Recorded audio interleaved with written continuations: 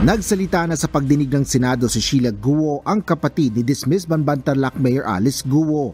Ayon kay Sheila Guo, mula sa bahay ni Alice Guo sa farm nito sa Banban ay bumiyahe umano sila palabas ng bansa kasama ang isa pang kapatid na si Wesley Guo noong Hulyo. Ano sumundo sa'yo? Hindi ko kilala. Pati plate number na sasakyan, di mo alam. Hindi po. Ilan kayo ron sa van? Po? Ilan Daw kayo sa van? 3 po.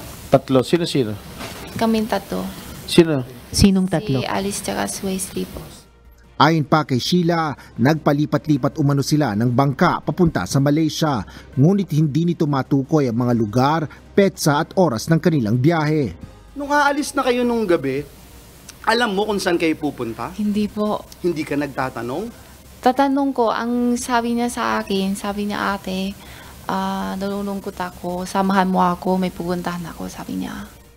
Mula sa Malaysia, pumunta pa ang mga ito sa Singapore, saka tumuloy sa Indonesia gamit ang Philippine passports. Nasaan ang kapatid mo? Hindi ko po alam. Di ba sabay-sabay kayo nandun? Opo. Tanggalin mo nga yung mask mo. Ayan. Oh, bakit hindi mo alam? Tatlo kayong naglanding sa Malaysia. Ba't di mo alam kung hiwalay nasaan kasi yung kapatid po mo? kami. Ha?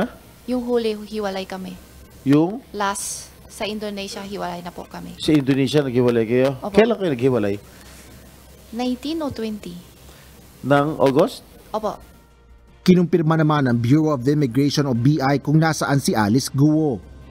Based on latest report sa akin po kagabi, si Alice Guo is in Jakarta. Lumipat mula sa Batam. Alright. Tiniyak naman ng BI ang patuloy nilang pakikipag-ugnayan sa Indonesian immigration upang maibalik din agad si Alice Guo sa bansa. Ngunit sa kaso ni Wesley Guo, sinabi ng BI na may impormasyon sila na nagpunta na ito sa Hong Kong. Asher Cadapan Jr., UNTV News and Rescue. Diyos ang aming sandigan, serbisyo publiko ang aming pinahalagahan.